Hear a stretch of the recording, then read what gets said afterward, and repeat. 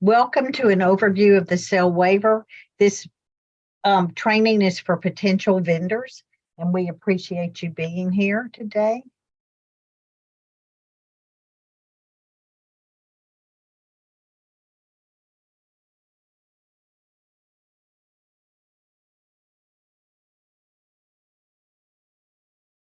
I'd like to take a moment to extend our thanks to you. The SAIL waiver would like to take a moment to thank our vendors for the decision each of you made to enter into this important profession and the extraordinary commitment you make to our participants. We are thankful of our partnerships and applaud the work that you in the field perform every day. Thanks, and thanks, and thanks.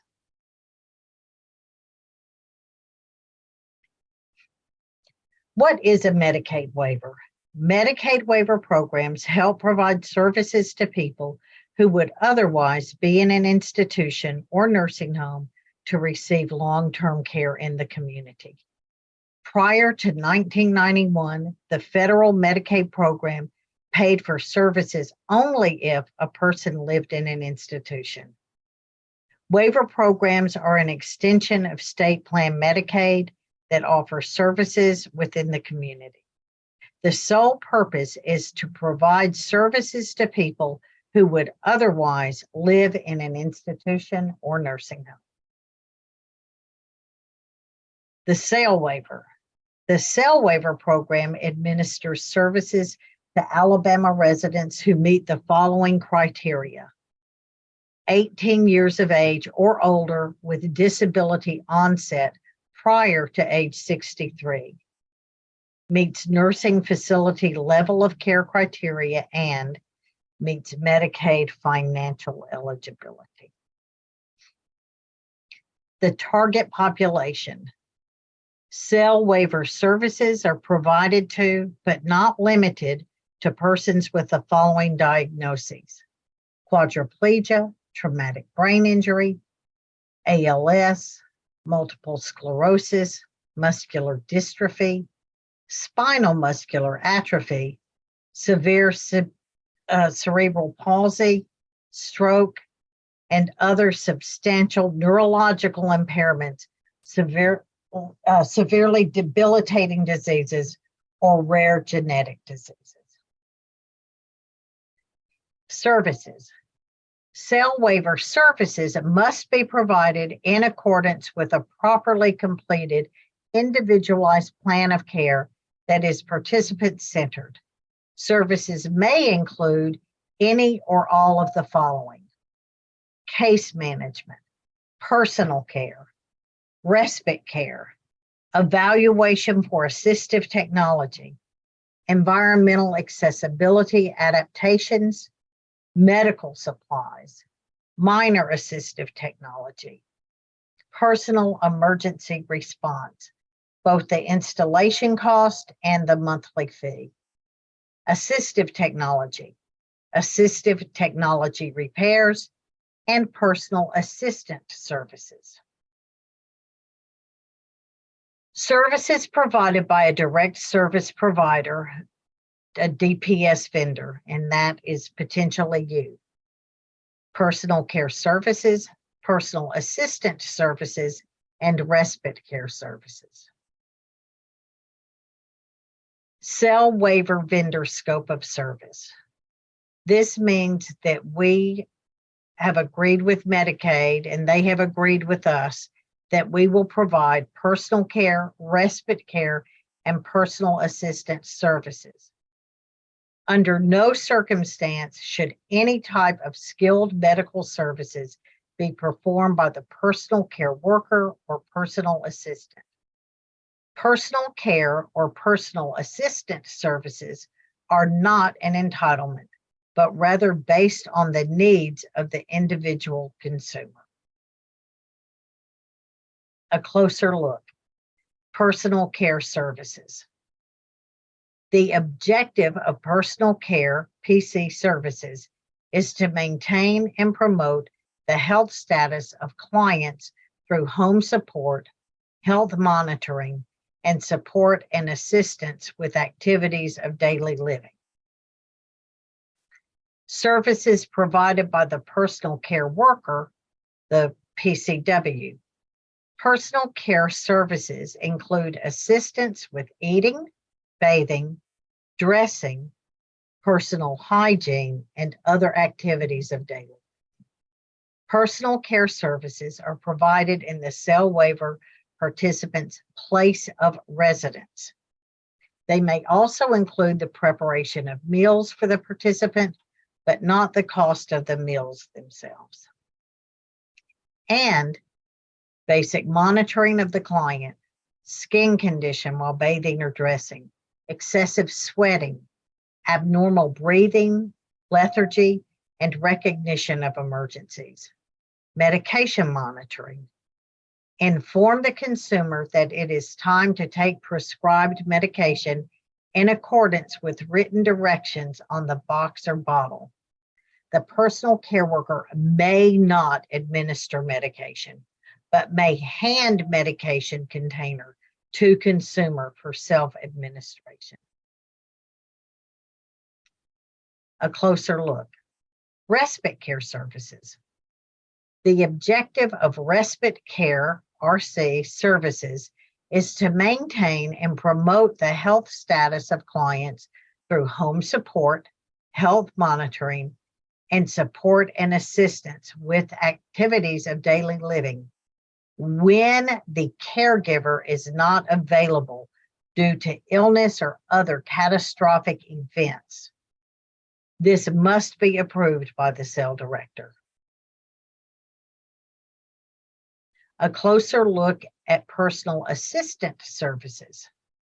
Personal assistant, PA, services may include assistance with any personal care function, but may also include assisting with eating, personal hygiene, transportation, and other activities of daily living in the support of employment. And these services are designed to assist an individual to increase their independence and ability to perform everyday activities on the job. These services are provided only to individuals in competitive employment. Both personal care and personal assistant services. These supports are for the participant only and not other members of the household. Additional personal care worker responsibilities may include unskilled services relating to the participant's physical requirements, such as assistance with bladder or bowel requirements. For example, changing a diaper or emptying a leg bag. Assistance with ambulating and transfers. Reminding the participant to take medications. No skilled nursing services should be performed by the personal care worker or personal assistant worker. DSP business requirements. DSP must maintain a current business license. DSP must acquire and maintain during the life of the contract liability insurance to protect all paid and volunteer staff, including board members, from liability incurred while acting on behalf of the agency. DSP will provide workers compensation insurance for PCWs, PAWs, providing services to SAIL Waiver participants. Document for such coverage will be required at audit. These workers cannot be contract workers. DSP will provide workers' compensation insurance for nurses employed by DSP as well, unless they are contract nurses. Documentation of coverage or contract status will be required at the audit. DSP administrative requirements. DSP has to have a designated person that has full legal authority for the operation. DSP has an individual to serve as a staffing administrator Who will be responsible to employ qualified personnel and ensure adequate staff education, in-service training, and perform employee evaluations? This does not have to be a full-time position. However, the designated administrator must have the authority and responsibility for the direction of the DSP. If the staffing administrator, address, or phone number changes, or if an extended absence of the agency administrator occurs, DSP will notify SAIL within 3 working days. A new organizational chart should be forwarded within 30 days following a staffing administration change. DSP will not delegate to any other agency or organization its administrative and/or supervisory functions. DSP budget. An annual operating budget should include all anticipated revenue and expense items, which would be under generally accepted accounting principles, be considered as such. DSP must maintain an annual operating budget. DSP must be able to demonstrate that they have sufficient operating capital to maintain operations for 6 months based on its budget and operating costs. DSP office hours. DSP will maintain an office that is open during normal business hours and staffed with qualified personnel. DSP will establish regular hours of business operation. DSP will identify regularly scheduled holidays. DSP is not required to furnish services on those identified holidays. DSP will not be closed for more than 4 consecutive days at a time unless a holiday falls in conjunction with the weekend. DSP organizational structure and conduct of services. DSP will have an organizational chart showing administrative control and lines of authority for the delegation of responsibility down to the hands-on participant care level staff. This information shall be readily accessible to all staff. This will include names of personnel as well as titles. Any revisions or modifications should be distributed to all staff of DSP and to SAIL. DSP policies and procedures. DSP must have written bylaws or equivalents. In other words, policies and procedures.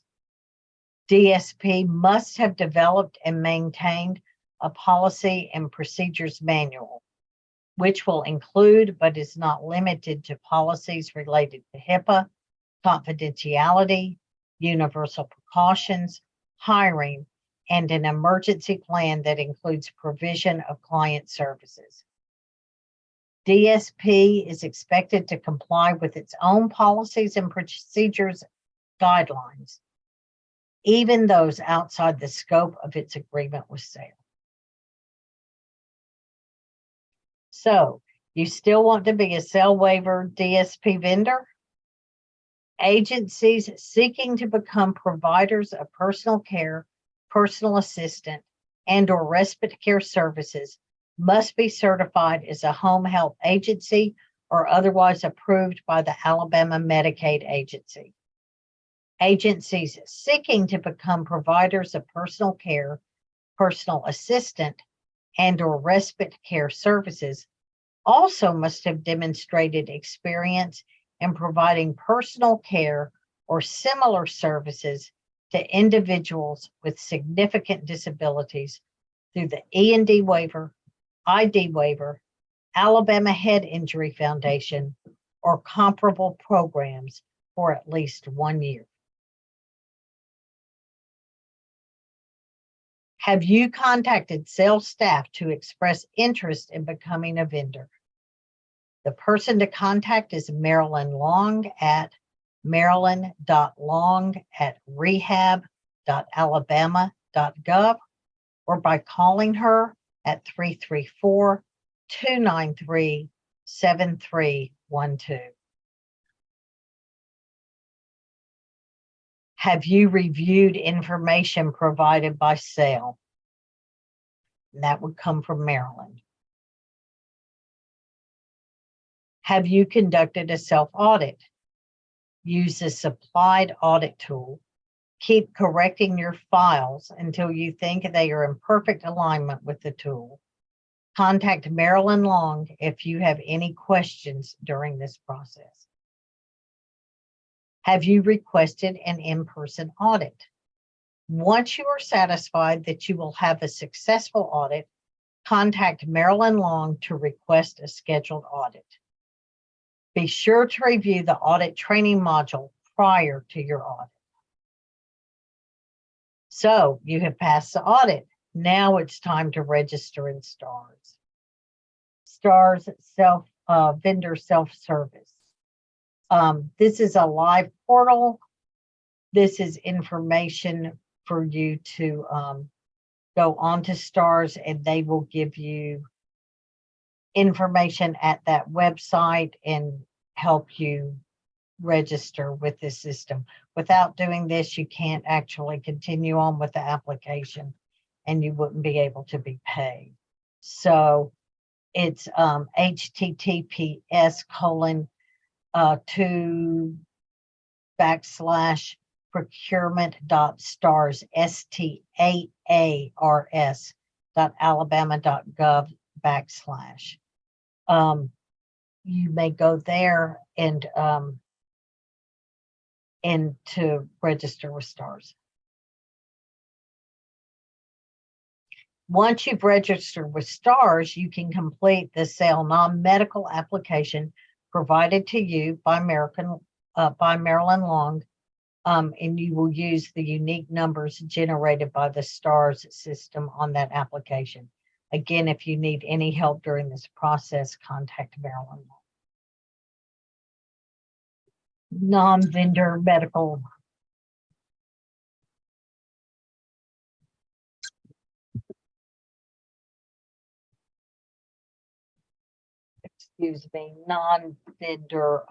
Non-medical vendor application.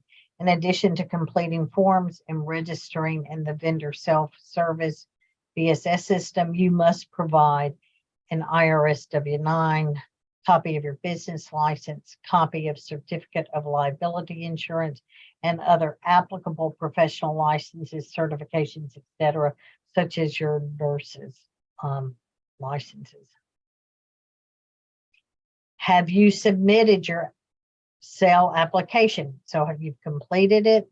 You need to submit the application to Marilyn Long at ADRS/SAIL, 602 South Lawrence Street, Montgomery, Alabama, 36104. So you have successfully completed pre-enrollment audit, STARS application, SAIL application. Have you attended all vendor trainings and passed required tests? You're in the process of doing that now. It looks like you may be ready for a memorandum of agreement with SAIL. The MOA attachments are in addition to completing forms and registering in the vendor self-service system. You must provide Attachment A, service provision and rates. Attachment B, areas served for personal care and personal assistance.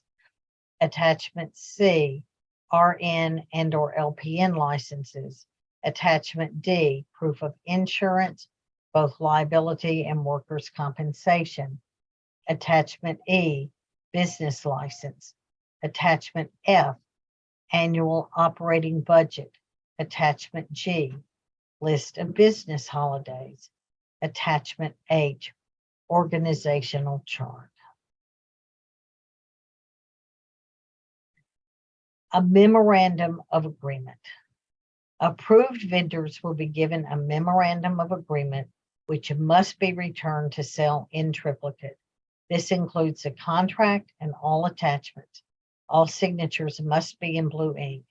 This will not be a valid document until it has been signed by DPS and SAIL and approved by Medicaid. Now you are up and running. And on the list of approved providers, note that clients choose their DSP from the participant choice of vendors list. But are you really ready? Hiring and maintaining staff. RN qualifications. Currently licensed by the Alabama State Board of Nursing to practice nursing. Capable of evaluating the personal care workers in terms of their ability to carry out assigned duties and their ability to relate to the participant. Ability to assume responsibility for in-service training for personal care workers by individual instruction, group meetings, or workshops. You must pass a statewide background check. Current verification of an initial TB skin test must be in the employee's personnel file and must thereafter comply with current Alabama Medicaid agency rules regarding TB testing.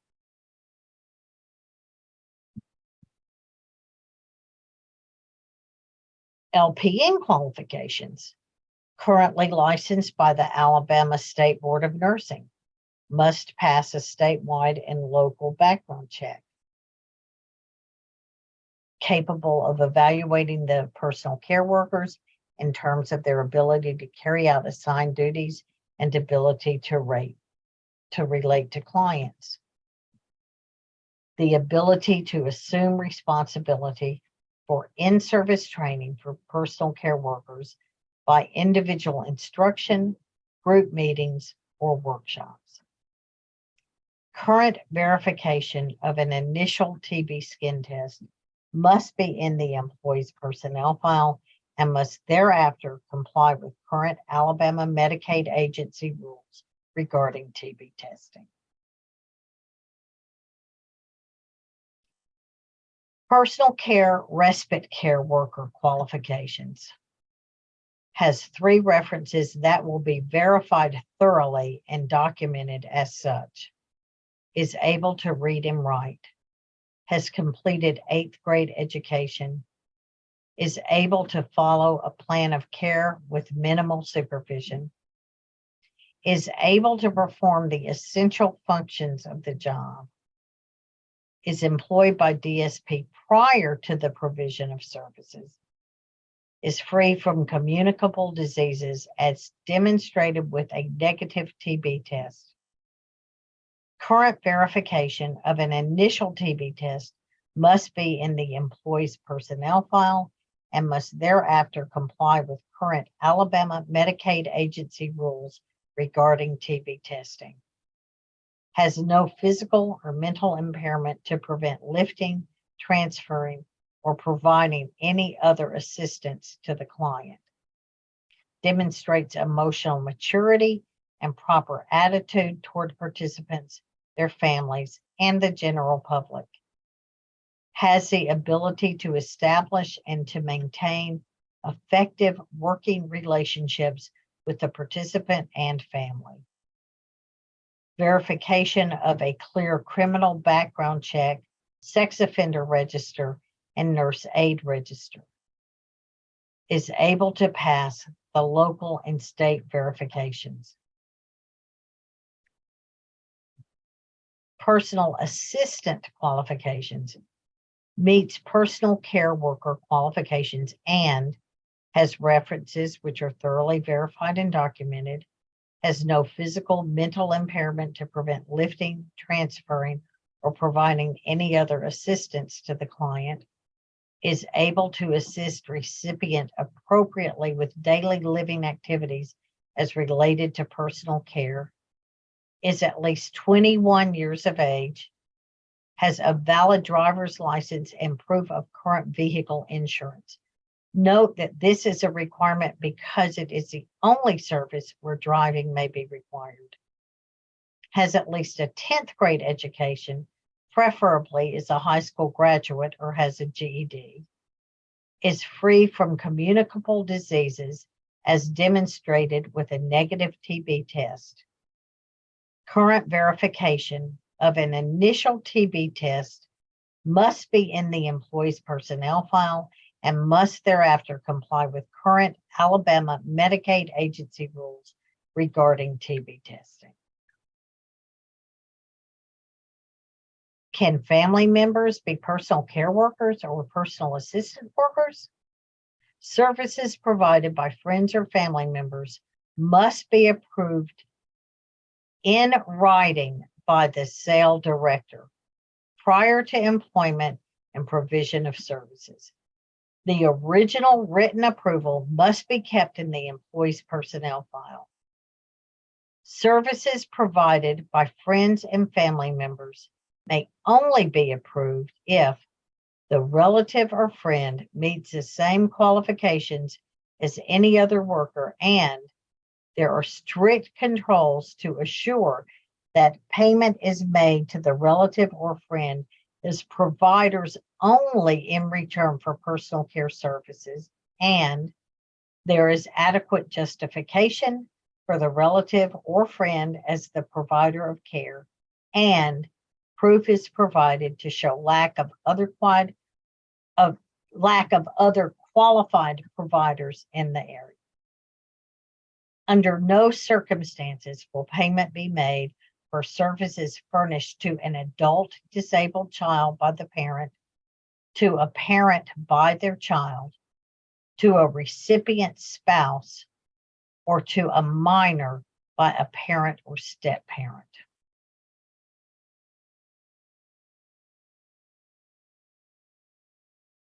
Pre-hire responsibilities of the DSP, straight from the Medicaid manual. Statewide background checks will be required for all service employees and for any employee who operates within the state of Alabama and has access to client records.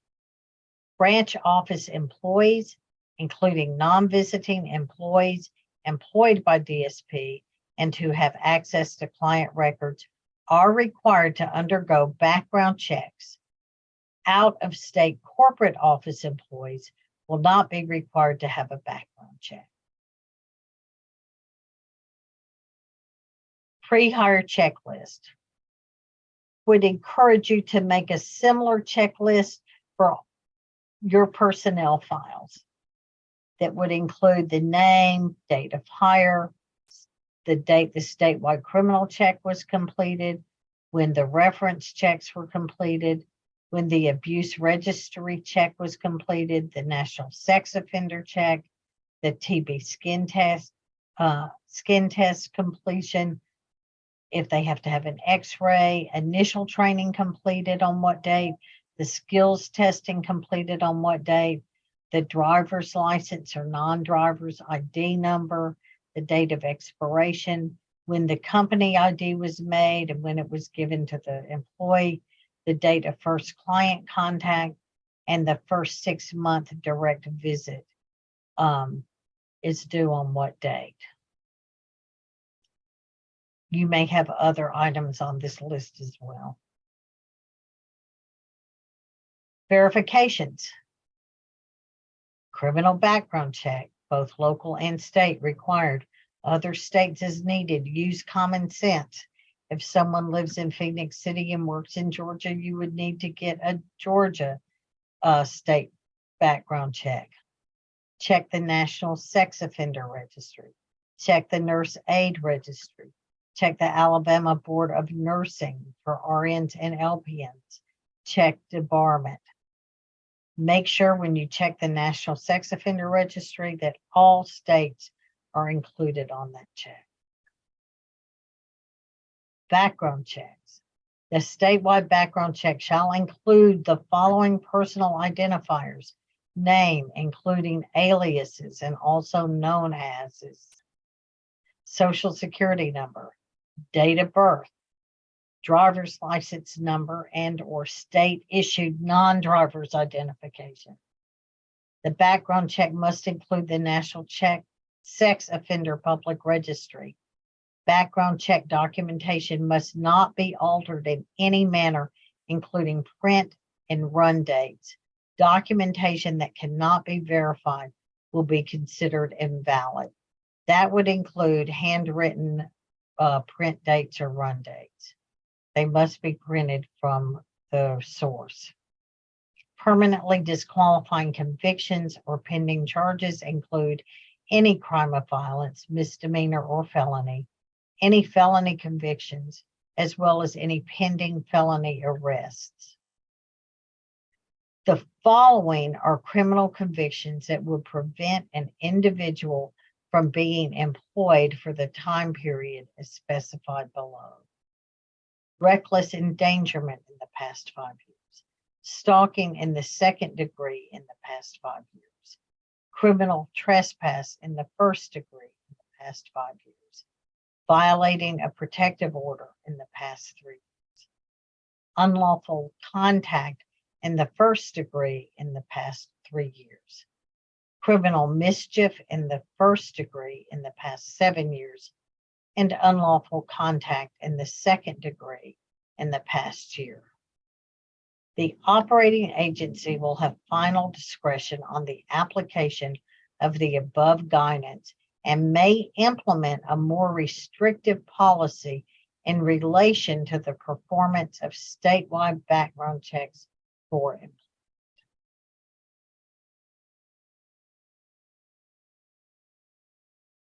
Debarments.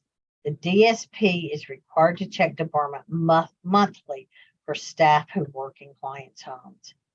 Any provider participating or applying to participate in the Medicaid program must search Medicaid's exclusion list, the list of excluded individuals and entities, and the System for Award Management website on a monthly basis to determine if any existing employee or contractor has been excluded from participation in the Medicaid program.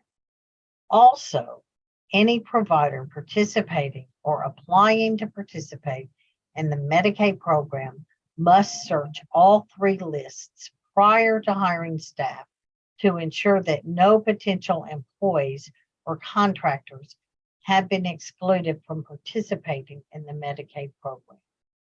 For further details on screening of current and potential employees and contractors, see Chapter 7, Section 7.3.1 of the Provider Manual, https://exclusions.oig.hhs.gov/. The Office of the Inspector General maintains a national list of all individuals who are excluded from receiving reimbursement from Medicare and Medicaid.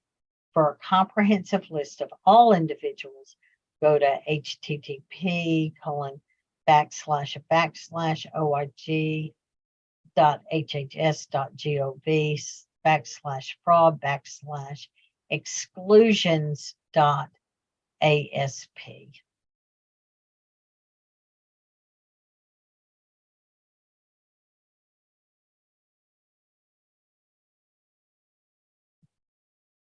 Staff training requirements. The DSP is responsible for providing annual in-service training.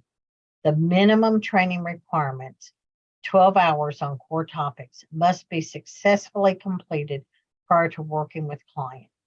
DSP must provide a minimum of 12 hours of relevant in-service training per calendar year. DSP must include an annual training module specific to tuberculosis and submit the training materials to the operating agency, which is SAIL. DSP must include an annual training module specific to abuse and neglect and DHR reporting requirements.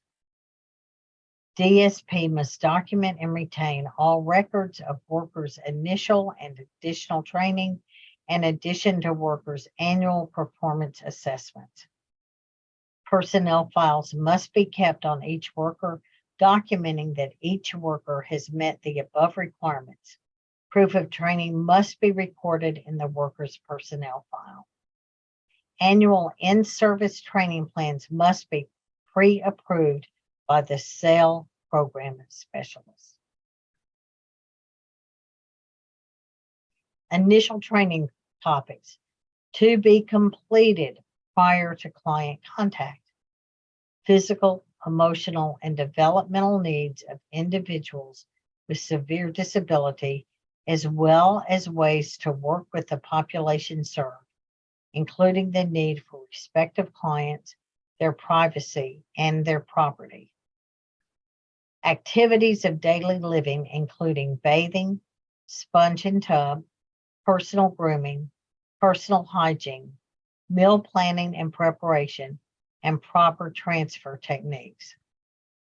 Assistance with ambulation and proper lifting techniques. Record keeping. For example, a daily log signed by the client or family member responsible and personal care worker to document specific personal care services provided to client. Home support. For example, like cleaning, light laundry, and home safety. Medication, basic infection control, tuberculosis control, abuse and neglect and DHR reporting requirements, communication skills, monitoring of the client, for example, observe for signs of change of condition, prompt client to take medication as directed, basic recognition of medical problems and medical emergency, basic first aid for emergencies. Maintaining worker files. The DSP will maintain a file of each employee who provides or reviews services. The file will include date of hire, I-9 documentation, basic education, copy of diplomas for supervisory staff, professional license verification, work history, 3 verified personal and work references, background check verification, sex offender verification, debarment verification pre-hire, job description, orientation training prior to service delivery, ongoing in-service training documentation, supervisory visits, a minimum of every 6 months, performance evaluations yearly, complaints and resolutions, TB test results, pre-service, and other required TB documentation per Medicaid, debarment verification monthly, confidentiality, and other contractual agreements. Now you are up in SAIL. Before we get bogged down, let's make sure we are all using the same terminology. This is a service provider contract. This is a payment authorization.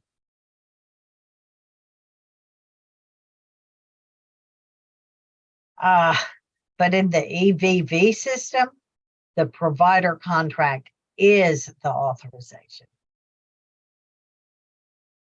Let's set SAIL again. How you get SAIL waiver clients. Clients choose their DSP from the participant choice of vendors list. Starting services for a new client. Service provider contract and service authorization. The SAIL case manager will contact the DSP to see if they have a worker available in a specific area for specific hours. Once it is established that a worker is available, the case manager will contract for services by designating the amount, frequency, and duration of services for clients on a service provider contract in accordance with their plan of care.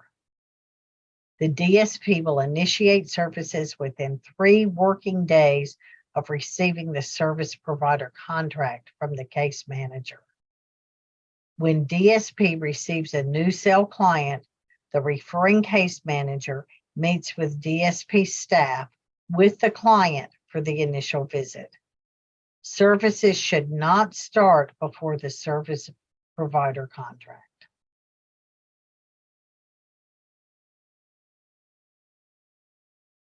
A service authorization encumbers the funds allocated for the services outlined in the service provider contract. It follows the initial contract, then will be reauthorized on a quarterly basis thereafter, October, January, April, and July. The DSP must adhere to those duties that are specified on the service provider contract. If DSP identifies personal care duties not presently authorized that would be beneficial to client, it must be discussed with and approved by case manager. If additional services are identified by DSP, the case manager will review the client's plan of care within 3 working days of receipt of DSP's request to change the plan of care. The DSP must have an effective backup service provision plan in place to ensure that client receives services as authorized. The number of units and service provided to each client is dependent upon the individual client's needs as set forth on the client's plan of care, which is established by the case manager. The amount of time authorized in the service contract does not include provider commute time to and from the client's residence. Service contracts and authorizations will be uploaded into the EVV system by the case manager. Units of service. Personal care. The unit of service will be per 15-minute increments of direct services provided in the client's residence. Personal assistant care. The unit of service will be per 15-minute increments of direct services provided as support for competitive employment. Respite care. The unit of service will be per 15-minute increments of direct services provided in the client's residence. 4 units are 1 hour. The number of hours authorized per visit must be stipulated on the plan of care and the service provider contract. Maximum service allowances. Personal care. Services cannot exceed 25 hours a week or 5 hours a day. Examples of authorizations. 10 hours per week could be 2 hours 5 days a week, or 3 hours on 2 days and 4 hours on 1 day, not to exceed 4 hours per day. 25 hours a week could be 5 hours 5 days, or 4 hours on 6 days and 1 hour on 1 day, not to exceed 4 hours per day. Client must work 40 hours a month in order to receive personal assistance services. Services are based on the needs and offset by personal care hours. Respite care, not to exceed 600 hours per year and must be approved by the SAIL director in writing. Ongoing operations.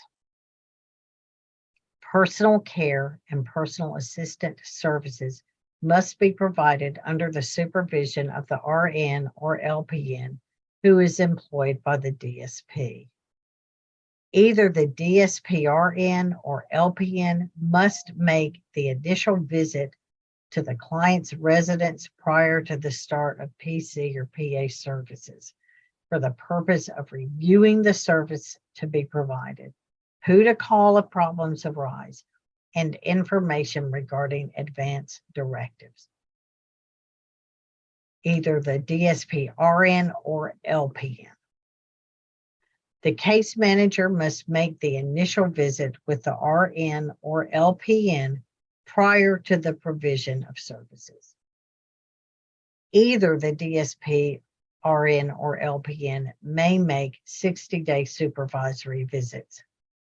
The supervisory visits must be submitted to the case manager within 10 calendar days after the visit. If client is inaccessible during the time of visit, the review must be completed within 5 working days. Nursing supervision. Provide and document supervision, training, and evaluation of personal care and personal assistant workers. Provide on-site supervision of the personal care worker, the personal assistant worker, and the respite care worker at a minimum of every 60 days for each client at the client's residence. Medicaid will not reimburse for services provided if the 60-day visit does not occur or is late. Supervisory visit must be documented in client record and sent to case manager. Observe each worker with at least one client every 6 months. This visit can be in conjunction with the 60-day visit. Assist workers as necessary as they provide individual services as outlined in the service provider contract plan of care. Any supervision assistance given must be documented in the client's record. Missed visits. A missed visit is when the participant is waiting for scheduled services and the services are not delivered, or when a worker arrives at a home for a scheduled shift and no one answers the door or lets them. Missed visit procedure. DSP must have an effective backup service provision plan in place to ensure the participant receives the services as authorized. We understand that that is a very big ask in this employment environment. Whenever DSP determines that services cannot be provided as authorized to an at-risk client, the case manager must be called immediately. All missed visits must be reported in writing on a weekly missed visit report form to the SAIL case manager on Monday of the following week. If the DSP does not send a substitute, the DSP will contact the participant and inform them of the unavailability of a worker. Whenever 2 consecutive attempted visits occur, the case manager must be notified. An attempted visit is when the worker arrives as scheduled at the residence and is unable to provide services because the client is not at home or refuses services. DSP cannot bill for attempted visits. Missed visit procedure recap. When a worker is not available for a scheduled work shift for an at-risk participant, call the SAIL case manager and the client home immediately. When a worker is not available for a scheduled work shift for a participant who is not at risk, call the client home immediately. When there are 2 consecutive missed visits because the participant is not available, the worker arrives and no one answers the door, call the SAIL case manager immediately. Every Monday morning, send a missed visit report to each SAIL case manager for each participant who had missed visits for any reason whatsoever the previous week. Required notifications. DSP will notify the case manager within 3 working days of the following client change. The client's condition has changed. Services no longer meet client's needs. Client dies or moves out of service area. Client no longer wishes to participate in a program of personal care services, or knowledge of client's Medicaid ineligibility or potential ineligibility. The case manager will notify the DSP immediately if a client becomes medically or financially ineligible for waiver services and issue a service provider contract terminating services. The case manager must verify Medicaid eligibility on a monthly basis. Note that this is particularly critical during the public health emergency unwinding, as some participants may no longer be eligible for services, while others may have neglected to complete required paperwork. We are all working to ensure that no one loses benefits due to undone paperwork. Rights, responsibilities, and complaints. The DSP will inform participants of their right to complain about the quality of personal care, personal assistant, respite care services, and will provide participants with information about how to register a complaint. Complaints that are made against personal care workers, personal assistant workers, or respite care workers will be assessed for appropriateness, investigated by DSP, and documented in both client's file and worker's file.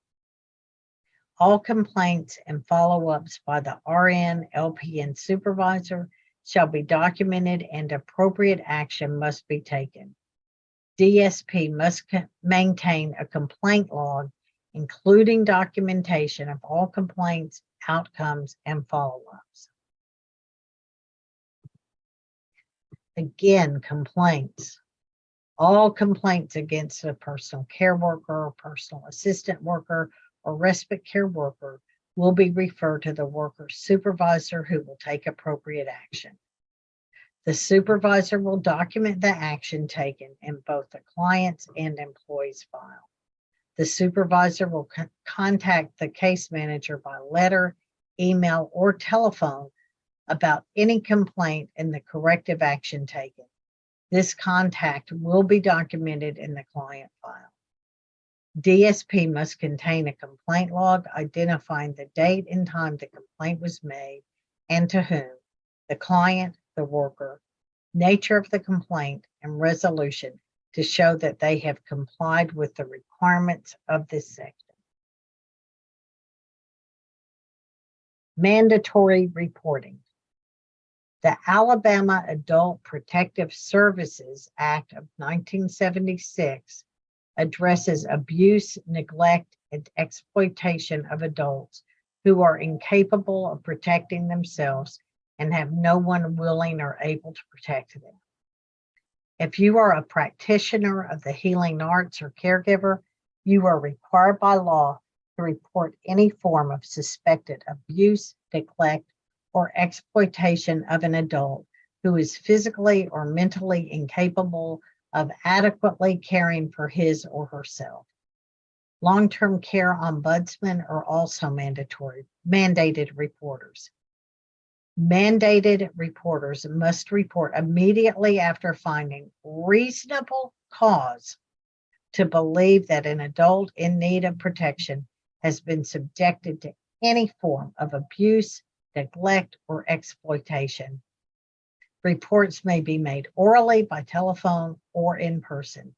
It should be followed by a written report. Mandatory reporting. SAIL is a mandatory reporter to both DHR and Medicaid. To Medicaid, we report abuse, physical, sexual, verbal, exploitation, mistreatment, neglect, fall, fire, injury, moderate or major, and death, natural or unnatural. The DHR, we report abuse, physical, sexual, verbal, exploitation, mistreatment, and neglect.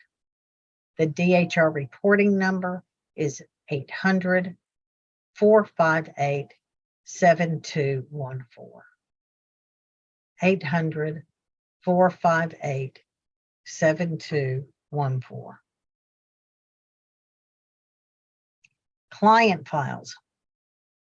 The DSP will maintain a case file on each waiver participant receiving services and establish a client profile in support of units of personal care, personal assistant, respite care services delivered based on the service provider contract and authorized services.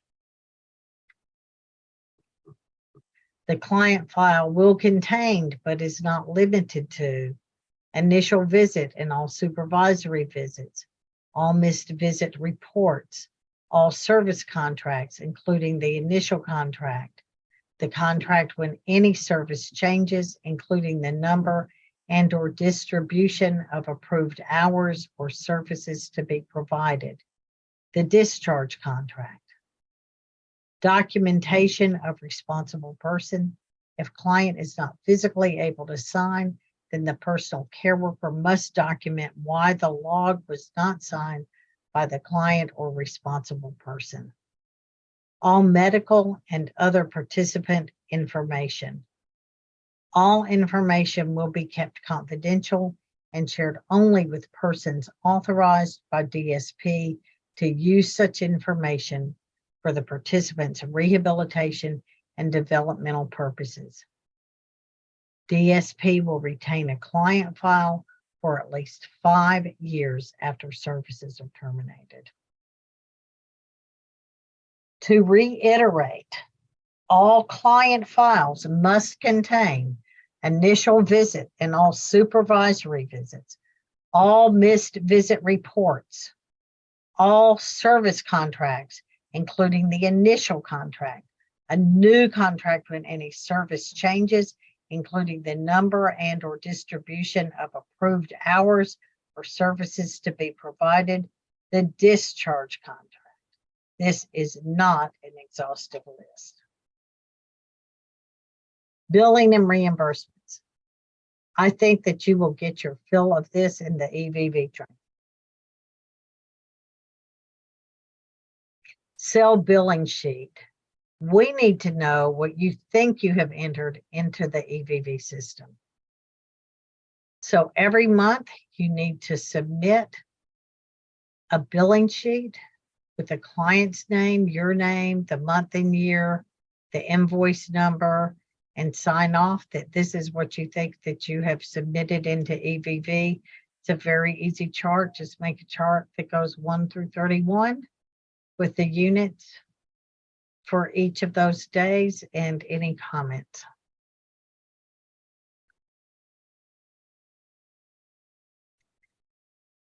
Termination of the MOA. SAIL may terminate an MOA at any time before the date of expiration whenever it determines that DSP has failed to comply with the terms of its MOA. And DSP may terminate its MOA by providing a 30-day written notice to SAIL.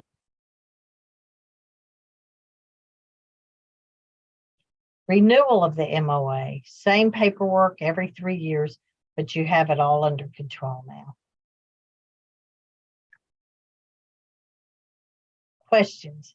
If you have any questions regarding this training, please call me. I'm Lillian Butler, lillian.butler@rehab.alabama.gov or 334-293-7349. Thank you for participating and do contact us. There is a test to take at the end of all of your training modules.